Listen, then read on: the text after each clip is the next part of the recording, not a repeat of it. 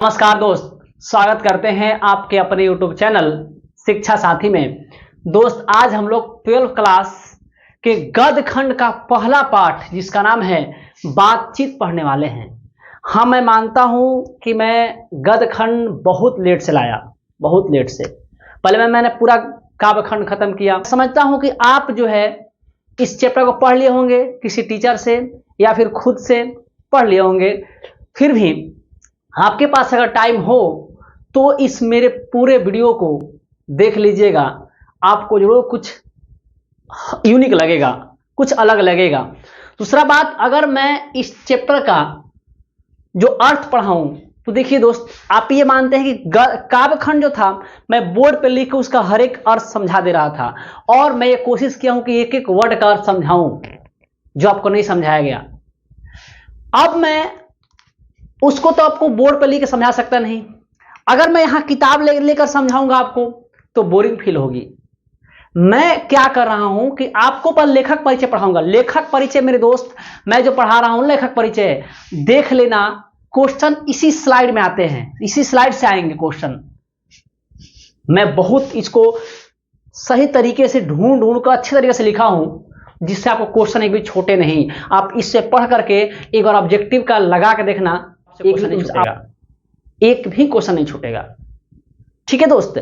अब मैं किताब कैसे पढ़ाऊंगा? देखिए दोस्त, मैं क्या करूंगा कि किताब का पूरा जो निचोड़ है मैं क्वेश्चन के रूप में बोर्ड पे लिख दूंगा और प्रत्येक क्वेश्चन को डील करूंगा। ये नहीं जो बुक के लास्ट में दिया क्वेश्चन वो क्वेश्चन नहीं, वो अपने आप पे हो जाएगा। मैं क्या करूंगा कि बुक का जितने मुख्य पॉइंट है सब पॉइंट को लिख दूंगा इस स्लाइड के बाद, और उसके बाद जो आपको उसमें समझाऊंगा, जो आपको एकदम आसान भाषा में समझ में आएगा। देखिए, जब मैं आपको समझा दूंगा ना, उसका जब आप बुक पढ़ने जाइएगा तब खुद पे खूब बुकवा हलवा हो जाएगा। अगर करके देखिएगा, मैं बुक खुद नहीं पढ़ूंगा, आपसे पढ़ाऊंगा, लेकिन बुक की सारी जो मुख्य बातें हैं मैं यहां आपको डील कर दूंगा। जहां तक कि जो पार्ट 3 है ना, जयप्रकाश नारायण का संपूर्ण क्रांति, वो आपको टेढ़ा लग रहा होगा। एक बार मैं उसे समझा दूंगा बोर्ड पर, उसे सारे मुख्य पॉइंट को लेकर के, उसके बाद आपको भी हलवा लगेगा और आप क्वेश्चन आसानी से लिख पाइएगा। मैं जो समझाऊंगा सिर्फ उसे ध्यान से सुनिएगा, एकदम आप आसानी से लिख पाइएगा। चलिए अब हम लोग शुरू करते हैं लेखक परिचय। देखिए, पार्ट 1 है गद्य खंड का, ये पार्ट 1 है। ये जो पार्ट 1 है ना, उसका नाम है बातचीत। क्या है? बातचीत। और ये एक निबंध है। क्या है? ये एक निबंध है। ठीक है दोस्त।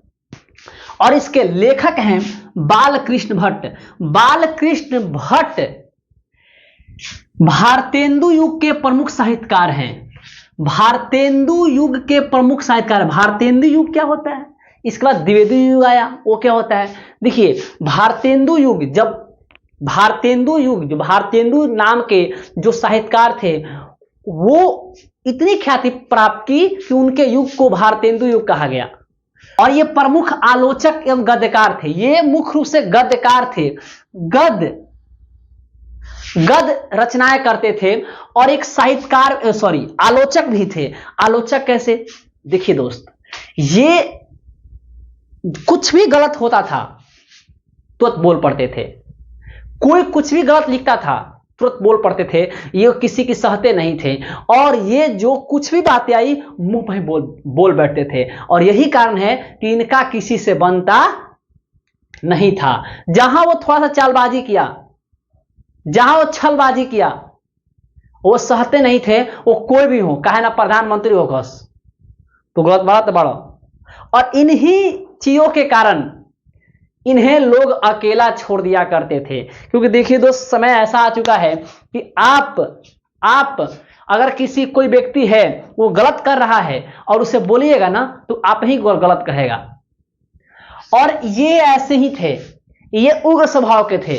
वो गलत पर तुरंत गुस्सा हो जाते थे, और गलती करने में जब तुरंत गुस्सा हो जाते थे तो लोग इनसे दूर होने लगे। बेचारे हो गए अकेले। क्या हो गए? अकेले। तू क्या से बतेगा? ते खुद से बताते थे। अच्छा, हाँ बालकृष्ण, देख भाई, ते हैसे कर, ते हैसे कर, ते हैसे कर, फलाना चिलाना फेरा मत। तो हई काम करा बालकृष्ण भट्ट अपने से खुद से कहता आत्मा से। अपने से आत्मसात करता हूँ, खुद से बोलता हूँ कि देख दुनिया खराब बिया, ते ही एगो निमन बड़े, ते अकेले बात चुगले छोड़ जाए दे, मतलब खुद से करते थे ये। और तभी एक लिखते हैं निबंध बातचीत पर एक निबंध लिखते हैं और कहते हैं कि अगर आपको बात ही करना है तो खुद से कीजिए, क्योंकि आप जानते हैं कि आप कैसे हैं, दुनिया नहीं जानती। हाँ, तो वही एक बातचीत लिखते हैं निबंध लेखक कौन, बालकृष्ण भट्ट। उनके बारे में आज हम लोग जानते हैं, देखते हैं। ये उग्र स्वभाव के थे। और दूसरी बात पूछेगा ये किस काल के थे, तो ये आधुनिक काल के थे। किस काल के थे दोस्त मेरे, ये आधुनिक काल के थे। किस युग के थे, भारतेंदु युग के थे। ये गद्यकार थे, आलोचक थे, नाटककार भी थे। ठीक है, चलिए देखते हैं। बालकृष्ण भट्ट का जन्म हुआ था 23 जून 1844। एक बात मैं आपसे और बोल दूं, ये आपके हिंदी का पहला पाठ है, ये आपके हिंदी का गद्य खंड का पहला पाठ है। तो एक बात ध्यान रखिएगा, इससे कुछ भी मत छोड़िएगा, क्योंकि जब भी एग्जामिनर क्वेश्चन बनाएगा तो इस चैप्टर से खखोर के क्वेश्चन पूछेगा। मतलब वो आंतरिक क्वेश्चन भी पूछ सकता है, इग्नोर मत कीजिएगा चलो है ना पूछ सकेला, सारा चीज पूछ सकता है। आप इसे इग्नोर मत कीजिएगा, अच्छे से देखिएगा। जन्म 23 जून 1844, इनका जन्म कब हुआ था, 23 जून 1844, और निधन हुआ था 20 जुलाई 1914। कब हुआ था, 20 जुलाई 1914। एक बार देखिए, जहां भी हो मैं बोल रहा हूं आप बोलिए। 23 जून 1844 ईस्वी को, भले क्यों ना कहे पागल कह देवे, 23 जून 1844 ईस्वी, और मृत्यु कब हुई थी, 20 जुलाई 1914 ईस्वी। कोई दिक्कत भाई, ना ही दिक्कत। आगे देखते हैं, निवास स्थान। वो निवास स्थान, उनका निवास स्थान कहाँ रहा, जन्म स्थान नहीं दिया है। हो सकता है कि जहां वो जन्म ले लो वो ये रहत हो, लेकिन ऐसा कुछ नहीं दिया कि निवास स्थान जन्म स्थान का अलग अलग होगा चाहे था। तो निवास स्थान कहाँ, इलाहाबाद उत्तर प्रदेश। ये क्वेश्चन पूछ चुका है, ये पूछ चुका है, ये अभी क्वेश्चन में पूछ ले नहीं खे, भगवान करे पूछ लेवे। ठीक है, कहाँ निवास स्थान उनका है, इलाहाबाद उत्तर प्रदेश। अगला, माता पिता, दोनों क्वेश्चन पूछे, उनके माता का क्या नाम था और पिता का क्या नाम था। तो माता थी पार्वती देवी, और बेनी प्रसाद भट्ट उनके पिताजी का नाम था। माता कौन थी, माता थी पार्वती देवी, और बेनी प्रसाद भट्ट उनके पिताजी का नाम था। पिताजी एक व्यापारी थे। देखिए क्वेश्चन ये पूछ चुका है कि उनके पिताजी का क्या नाम है, बेनी प्रसाद भट्ट, लेकिन ये नहीं पूछा कि पिताजी उनका क्या व्यवसाय करते थे। वो एक व्यापारी थे। ठीक है, तो ये ध्यान है, उनके पिताजी क्या थे, व्यापारी थे। क्वेश्चन पूछ सकता है। माता जी द्वारा इनके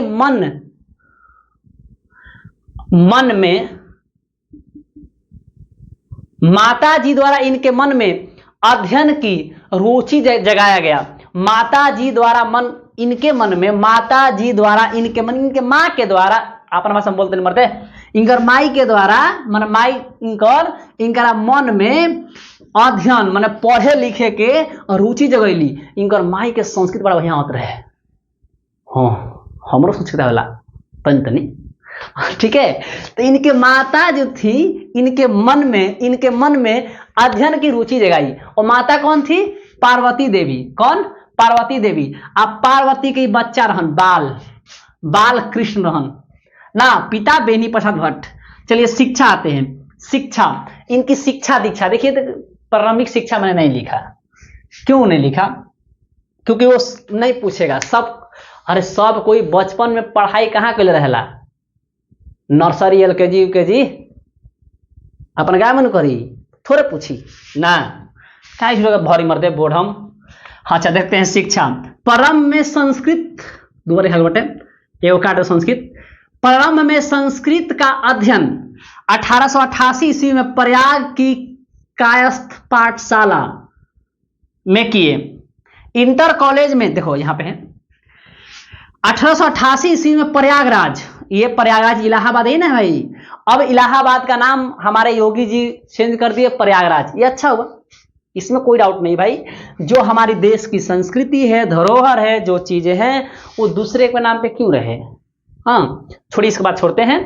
वो प्रारंभ में संस्कृत का अध्ययन प्रारंभ किए कायस्थ पाठशाला 1888 ईस्वी में। ठीक है, फिर इंटर कॉलेज में अध्यापक वो इंटर कॉलेज में अध्यापक रहे, किंतु उग्र स्वभाव के कारण नौकरी छोड़ लेखन पर निर्भर होना पड़ा। वो आगे जाकर के एक इंटर कॉलेज में अध्यापक के रूप में पढ़ाना शुरू किए, लेकिन जानते बड़ो खीस तो बर्दाश्त हो ना, गलती बर्दाश्त हो ना, आ जानते बड़ा दुनिया चोर बा, तोहरो चोर बने के पड़ी, आ जहां बोला लो तुझे रहबा ना, एक काम कर तू हट जो छोड़ा। तो इंटर कॉलेज के अध्यापक थे, लेकिन उग्र स्वभाव होने के कारण उन्हें वहां से नौकरी छोड़नी पड़ी और फिर लेखन कार्य पर ही निर्भर होना पड़ा। मतलब वो लिखते थे और वही जो उससे कुछ पैसा अर्जन आता था उसी से उनका घर चलता था। ठीक है मेरे दोस्त, देखिए उग्र स्वभाव, देखिए बात पता है, खिस्या वाला आदमी दिल के साफ होला, जौन खिस्यात हो सुन वो दिल के साफ हो सुन, ऐसा हमार मान बटे तहार अलग बात बटे। आगे देखते हैं दोस्त, यहां तक ये सारे इंपॉर्टेंट थे, ये इंपॉर्टेंट नहीं है, यहां इंपॉर्टेंट थे। आ जाते हैं रचनात्मक सक्रियता, रचना के रूप में कितने वो सक्रिय थे, क्या क्या किए क्या क्या नहीं किए। देखिए भारतेंदु, ये भारतेंदु सॉरी ये भारतेंदु है, भारतेंदु हरिश्चंद्र की प्रेरणा से, क्या बोले भारतेंदु युग के थे, जो भारतेंदु हरिश्चंद्र थे उनके समय में ही वो थे, वो इतने प्रसिद्ध थे ना कि उनके युग को ही भारतेंदु युग कह दिया गया। तो भारतेंदु हरिश्चंद्र की प्रेरणा से हिंदी वर्धनी सभा प्रयाग की ओर से, हिंदी वर्धनी सभा प्रयागराज में हुआ था, प्रयाग की ओर से 1877 ईस्वी में हिंदी प्रदीप नामक मासिक पत्रिका निकालना प्रारंभ किया। कौन मेरे भाई ध्यान रखना, ये क्वेश्चन पूछा हुआ है। हिंदी प्रदीप किसकी रचना है? बालकृष्ण भट्ट की। बालकृष्ण भट्ट क्या किए कि भारतेंदु हरिश्चंद्र की प्रेरणा से उन्हें समझाए बताए बबुआ तो ऐसे करो के, भारतेंदु हरिश्चंद्र के करा के, बालकृष्ण भट्ट जी के। हाँ, हिंदी वर्धनी सभा में ये पहली बार अपने द्वारा लिखे गए हिंदी प्रदीप नामक मासिक पत्रिका, हिंदी प्रदीप नामक मासिक पत्रिका को 1877 में वहां पे उपस्थित किए। तो क्वेश्चन पूछता है कि हिंदी प्रदीप नामक मासिक पत्रिका किसने लिखा? बालकृष्ण भट्ट। कब? 1877 ईस्वी में वो उसे प्रारंभ किए। देखो ये पूछ ले बट्टे कि हिंदी प्रदीप रचना किसकी है? बालकृष्ण भट्ट। ये क्वेश्चन पूछ सकेला कि हिंदी प्रदीप कैसी रचना है, मासिक है, साप्ताहिक है, वार्षिक है? याद रखे वो का जी हटे मासिक, माने महीना में एक बार आता था। ठीक है, और इसे 33 वर्षों तक चलाते रहे। क्या कहते हैं तोतरा बोलते नहीं, और इसे 33 वर्षों तक चलाते रहे। 33 बोले तो 1877 प्लस 33 बोले तो 1910 न हो, 1910 ईस्वी तक, ये 1910 ईस्वी तक ये जो है मासिक पत्रिका इनका चलता रहा। कौन मासिक पत्रिका? हिंदी प्रदीप। 1881 ईस्वी में वेदों की युक्तिपूर्ण समीक्षा किए, और जो वेद लिखे गए उन्हें युक्तिपूर्ण उन वेदों को पढ़े और उनकी समीक्षा किए बालकृष्ण भट्ट जी। अब आगे बढ़े मेरे दोस्त। ठीक है, पूछेगा हिंदी वर्धनी सभा कहां हुई थी? तो प्रयागराज। कब हुई थी? 1877 में। ठीक है, और हिंदी वर्धनी सभा किनके द्वारा बुलाया गया था? भारतेंदु हरिश्चंद्र के द्वारा। आगे देखते हैं, ये मैं स्टार लगाया हूं, ये क्वेश्चन पूछा हुआ है। 1886 ईस्वी में लाल श्रीनिवास दास की रचना संयोगिता स्वयंवर की कठोर आलोचना किए। जो ये बालकृष्ण भट्ट जी हैं, ये जो है श्रीनिवास दास द्वारा लिखा गया क्या? संयोगिता स्वयंवर की ये कठोर आलोचना की है कि ना तोर गलत हो, तो यही क्या लिखले बड़े है तो तोरा में गलती हो, तोर लेखन में है गलती हो। आ कहता देख ते लिखले संयोगिता स्वयंवर, हम लिखम दमयंती स्वयंवर। ते लिखले संयोगिता स्वयंवर, हम तो पीछे हम तो है गलती हो, हम का लिखम दमयंती स्वयंवर। मेरे दोस्त दोनों क्वेश्चन पूछा हुआ है। क्वेश्चन पूछा हुआ है कि दमयंती स्वयंवर किसने लिखा, बालकृष्ण भट्ट। फिर क्वेश्चन पूछा हुआ है कि संयोगिता स्वयंवर किसने लिखा, श्रीनिवास दास। तो अब ध्यान रखिएगा, मैं आपको एक तरीका समझा दिया। तो संयोगिता स्वयंवर किसने लिखा, श्रीनिवास दास, और दमयंती स्वयंवर किसने लिखा, बालकृष्ण भट्ट। लेकिन अभी तक यह क्वेश्चन नहीं पूछा है कि श्रीनिवास जी की किस रचना को बालकृष्ण भट्ट ने कठोर आलोचना किए, तो संयोगिता स्वयंवर। ऐसे भी क्वेश्चन पूछ सकता है आपसे, कोई दिक्कत नहीं, दिक्कत आगे बढ़ो। अगला फिर आगे देखते हैं।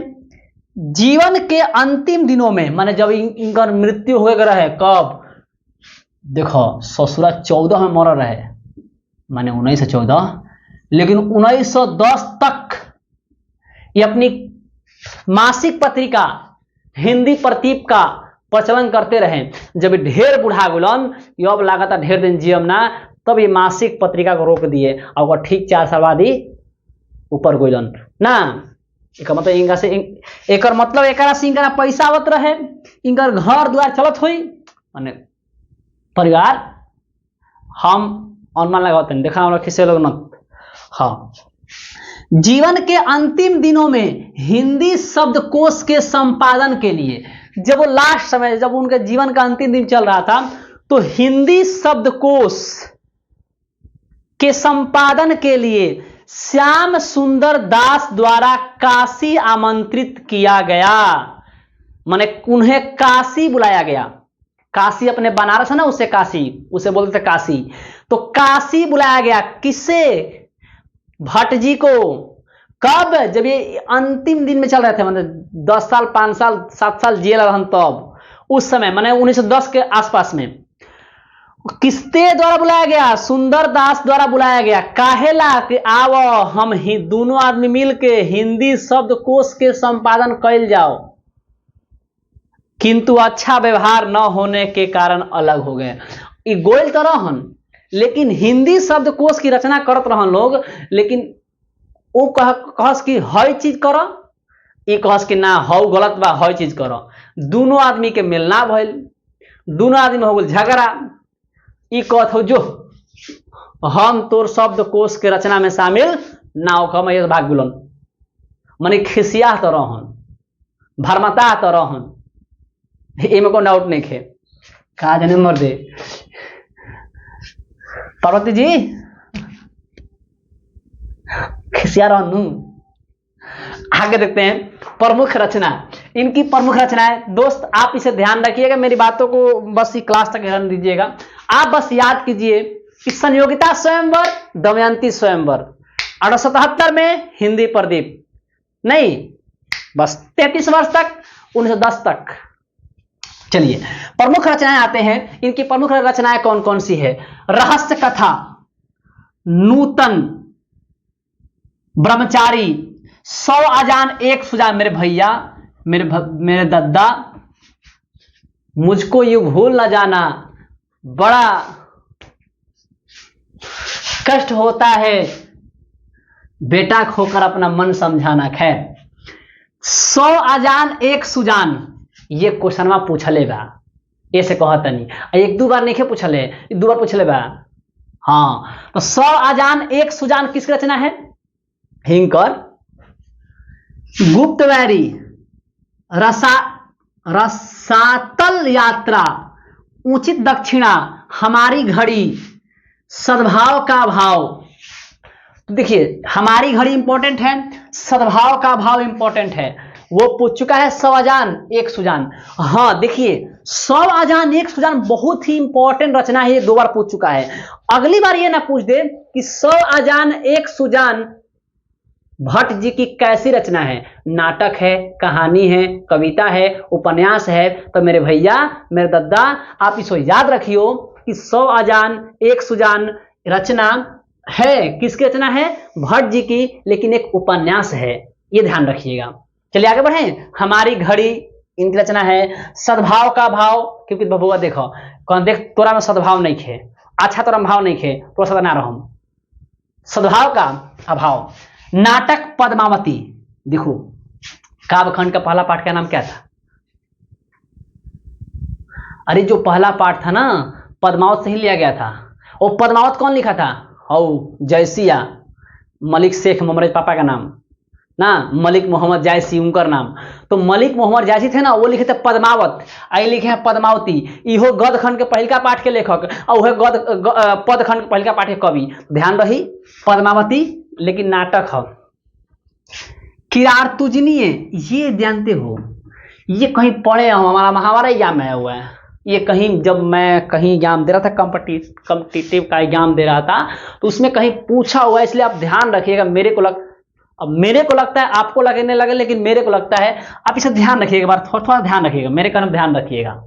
किरारतुजनीय हमारा पढ़ने का हुआ, किरातार्जुनीय, छोटे किरातार्जुनीय, वेणी संहार, शिशुपाल का वध, नल दमयंती या दमयंती स्वयंवर, बात दोनों है। ये क्वेश्चन पूछा हुआ है कि दमयंती स्वयंवर किसकी रचना है? तो बबुआ भट्ट जी के। अही देखो संयोगिता स्वयंवर किसकी रचना है? श्रीनिवास जी के। ठीक है, आगे शिक्षादान, चंद्रसेन, सीता वनवास, सीता वनवास किसकी रचना है? इनका। और ये नाटक है, क्या है? नाटक है। पंक्ति पंचम, मेघनाथ का वध, अब ये सब सारा नाटक है।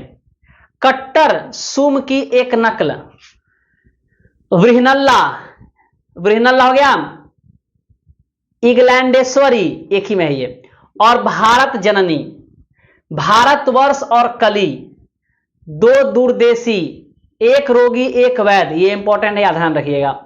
कौन? सीता वनवास, एक रोगी एक वैद्य, रेल का विकट खेल, रेल का विकट खेल, हम तो जानता नहीं रेल का विकट खेल का होता है, बड़ी दादा हाँ क्या करबो। रेल का विकट खेल, बाल विवाह हो गया। इतना इंपॉर्टेंट है, सॉरी इतने उनके नाटक हैं, इंपॉर्टेंट है बाल विवाह, रेल का विकट खेल, एक रोगी और एक वैद्य, दमयंती स्वयंवर, किरातार्जुनीय, और एक है सीता वनवास। ऐसा आप देख लीजिएगा, एक बार नजर घुमा लीजिएगा एग्जाम से पहले, तो उससे छूटेगा नहीं। चलिए आते हैं प्रहसन, जैसा काम वैसा परिणाम, VVI। जितना VVI ये है उतना VVI ई है, उतना VVI ई है, बुझा गोल। चलो जैसा काम वैसा परिणाम, देखो इनकी इतनी रचनाएं हैं और इसमें से मात्र 2 ज्यादा पूछा है, 100 अजान 100 जान, और एक जैसा काम वैसा परिणाम, जैसा काम वैसा परिणाम। चलिए नई रोशनी का विष, अब भाई मान लो ये पूछ चुका है तो मेरे दोस्त इसको ध्यान रखिएगा, नई रोशनी का विष किसकी रचना है? भट्ट जी की। आचार विडंबना, आचार विडंबना किसकी है? ये भट्ट जी का। आते निबंध, देखिए वो 1000 के आसपास निबंध लिखे हैं, जिसमें 100 से अधिक निबंध बहुत इंपॉर्टेंट है, लेकिन किसी का नाम दिया नहीं है। हमारा ये बताओ, इस ससुरा 44 में जन्म, 14 में मरल, बाप रे बाप, 1000 से अधिक निबंध, उसमें 100 गो से बेसी इंपॉर्टेंट बटे, हई बा जो लगे बा का करत रहो तार दुनिया से इतना बैर हो रहे, लोग से इतना नफरत हो रहे कि दरवाजा बन के देह लिख देह लिख देह लिख लिखे चाहिए। ऐसा एक आपसे एक ही बात खुशी है, आप सन्यासी नहीं बने, ना तो लोग कहता है ना कि हमारा आदमी से मन भर गलो, आदमी सब झूठा बा, आपन आपन काम देखेला, ऐसे हम वैराग भाव में जाता नहीं, साधु बन जाए, मोह छोड़ दें, दुनिया से कोई मतलब नहीं खे। आप धन्य है प्रभु, और अपने परिवार को समझे, और आपने रचना कर करके अपने परिवार का पालन पोषण किया, लेकिन अपने परिवार को छोड़कर कभी साधु नहीं बने। क्योंकि बहुत लोग को देखते हैं कि बहुत से ऐसे साधु महात्मा हैं जो शादी करके और फिर कहते हैं हम महात्मा बन जाए, फिर कहते हैं हम साधु बन जाए। अरे ससुरा, हमारा तो ये बताओ, जब तोरा महात्मे बने के रहे तो सदिया कैले का है, तो ओकरो जिंदगी बर्बाद कैले। अब वो जो है आपके ऊपर निर्भर होकर आई है और आप साधु महात्मा बनिएगा, तो उसके आगे पीछे देखने वाला कौन रहेगा मेरे भाई? कौन रहेगा? इस धन्य में आप हैं, मानते हैं आपको, भले उग्र थे आप लेकिन सही रास्ते पे थे। चलिए आगे देखते हैं। माला नाम से 2 खंडों में एक संग्रह प्रकाशित हुआ। माने जितने इनके महत्वपूर्ण जो थे ना, महत्वपूर्ण निबंध थे, वो निबंध माला नाम से प्रसिद्ध हुआ। कितने खंडों में? 2 खंडों में। आगे देखिए, आचार्य रामचंद्र शुक्ल ने निबंधकार के रूप में इन्हें अंग्रेजी साहित्य के एडिशन और स्टील की श्रेणी में रखा। देखिए, आचार्य प्रसाद शुक्ल, ये क्वेश्चन, यहाँ क्वेश्चन पूछा हुआ है। आचार्य प्रसाद जो शुक्ल थे, वो इनकी लेखन से प्रभावित होकर कहते हैं कि जैसे इंग्लिश में, अंग्रेजी में एडिशन और स्टील की ख्याति है, पकड़ है और नाम है, वैसे ही हिंदी साहित्य में बालकृष्ण भट्ट हैं। अर्थात रामचंद्र शुक्ल कहते हैं कि आप हिंदी के एडिशन हो। किसको? भट्ट जी को, कि आप हिंदी के एडिशन हो, आप हिंदी का स्टील हो। अर्थात वो रामचंद्र शुक्ल की तुलना अंग्रेजी के साहित्यकार एडिशन और स्टील से करते हैं। कौन? रामचंद्र शुक्ल। आगे देखते हैं, आधुनिक हिंदी आलोचना के जन्मदाता। आधुनिक हिंदी आलोचना के जन्मदाता इन्हें किसने कहा था?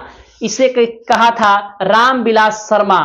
रामविलास शर्मा कहते हैं कि जो ये दृढ़ता से जो लेखक हैं लोग, उनके खिलाफ ये आवाज उठाते हैं कि आपने जो लिख रहा है, आप जो लिख रहे हैं वो गलत लिख रहे हैं, और उनकी आलोचना करते हैं बिना डरे, इन्हें आधुनिक हिंदी के आलोचना के जन्मदाता कहें तो कोई गलत नहीं है। तो क्वेश्चन पूछेगा, ये क्वेश्चन नहीं पूछा, ये क्वेश्चन पूछा हुआ है कि हिंदी के एडिशन किसे कहा गया? बालकृष्ण भट्ट को। किसने कहा है? रामचंद्र शुक्ल। ये क्वेश्चन नहीं पूछा होगा, आधुनिक हिंदी के आलोचना के जन्मदाता इन्हें किसने कहा? तो रामविलास शर्मा। या आधुनिक हिंदी के आलोचना के जन्मदाता किसे कहा जाता है? भट्ट जी को। आगे, निबंध लेखन की दृष्टि से भारतेंदु युग उर्वर है। निबंध लेखन की दृष्टि से भारतेंदु युग जो है, ये भारतेंदु का जो युग है, ये उर्वर है। तो आई होप दोस्त आपको समझ में आया होगा। ये एक निबंध है, आपको समझ आया होगा। मैं कोशिश किया हूं आपको समझाने का। जो मुख्य पॉइंट मैं बताया हूं उसे ध्यान रखिए, वहीं सब्जेक्टिव क्वेश्चन आएंगे। चलिए अब नेक्स्ट वीडियो में हम लोग इस चैप्टर का जो बातचीत जो चैप्टर है उसके बारे में हम लोग बात करेंगे, सिर्फ बात करेंगे। मैं बात करके आपको उसे आसान बना दूंगा। और जब किताब पढ़ने दीजिएगा ना, तो कहिएगा ना रे बबू, भले खाली बोलत रहे, पढ़ले से बहुत बढ़िया, अब तहारे पर बटे। अगर मेरा वीडियो आपको अच्छा लग रहा है तो मेरे वीडियो को लाइक, शेयर एंड सब्सक्राइब करें और हमें सपोर्ट करें। मिलते हैं नेक्स्ट वीडियो में।